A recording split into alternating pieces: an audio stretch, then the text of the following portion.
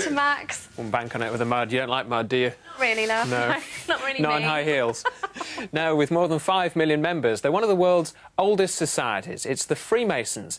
Well, their origins are mysterious, their ritual secret, and their influence is questioned. But now some members of the Brotherhood want to modernise, open up their doors and refocus on Masonic spiritual teachings. Now, in a moment, we'll be talking to investigative journalist Martin Short and Freemason Martin Foulkes.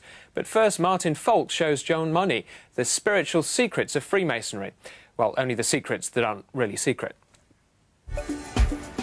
How many Freemasons does it take to change a light bulb? Actually, I can't tell you.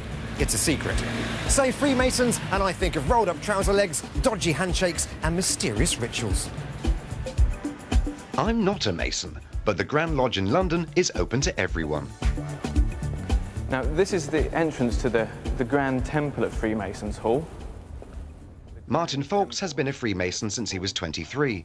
He believes the fraternity has had a bad press, and it's time to tip the balance in their favour. A lot of people have speculated about what happens inside a Masonic temple, so I'd like to explain to you exactly what we do. Thank you. Wow.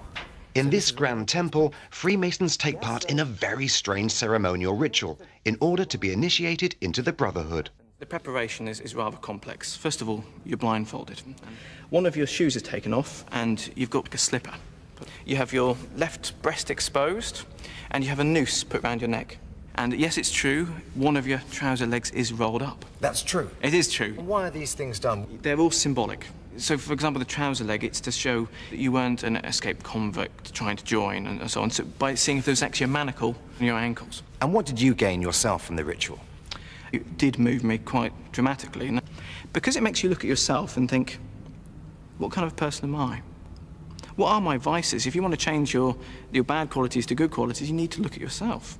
So, Freemasonry, they claim, is about virtue, but not, it seems, about revealing the whole truth. Are you allowed to show me the handshake? No. You're Just not? like you wouldn't want to show me your PIN number. If I break my word and show it to you, what's my word worth? Freemasonry of legend dates back to medieval Knights Templar. What we know for certain is that the first Grand Lodge was formed in England in 1717 as a trade association for stonemasons. Originally it was about building physical buildings. Now it's about building yourself into the most honourable and virtuous person you can be. It's about self-improvement, really. But should we believe Freemasons are completely on the level? In the 80s, there were several investigations into the corrupting influence of Freemasonry within the police force. Today, all judges and police officers are obliged to declare membership. This is Toy Kenning in Spencer, where they've sold masonry regalia for over 300 years. They used to have shutters at the window so no one could see inside. The only other stores who do that are of a slightly more dubious nature down the road in Soho. This is where Freemasons get to dress up. The must-have buy is an apron. Can I come round here? Yes, of course. Thank you. So, this is the apron. Can I try one on, one of these aprons? Would you mind? I just want to see what it's like to wear a Masonic apron. So really you would put it around there and do it up, and that's how you wear it. Yep. And so what else goes with this? With this you would need a pair of white gloves. May I? What's the significance of the white gloves?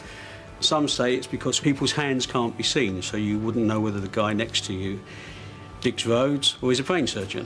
You all look the same. Could be a mime artist. You could be a mime artist. Or a snooker referee. It would tell. It would tell. Also in store is the latest controversial Freemasons book by best-selling author Robert Lomas. You have the most wonderful claim to fame. Apparently, the character of Robert Langdon in the Da Vinci Code is based on you. Yes, it The same initials, a very similar CV. You both drive the same car, so I understand? Yes, and it does wonders for my street cred with my undergraduates. But, we've been taught by Robert Langdon. I only wish I had anything like as exciting a life as he does. So you haven't solved any murders? I've not solved a single murder ever, but I have written books on symbolism. You're the first person, I understand, to have revealed the rituals, written it all down in a book, not only describing what happens, but also what it feels like. How come that's never happened before? I think people have been afraid of doing it, because in the past there's been a lot of exposés done from people who weren't Freemasons, trying to reveal that there is a dark, hidden mystery, a deep evil at the middle of it. There isn't an evil.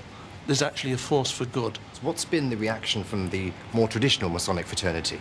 I've had a few grumpy responses from the more wrinkly brethren, but I think if Freemasonry doesn't become more open, it will be the author of its own destruction and it will be its own fault. Some people see the Freemasons as being slightly sinister. Is that fair? I suppose we could be considered rather sinister. I mean, if you look at the sort of things that we wear and the sort of symbols that we wear, then perhaps we are a little bit odd.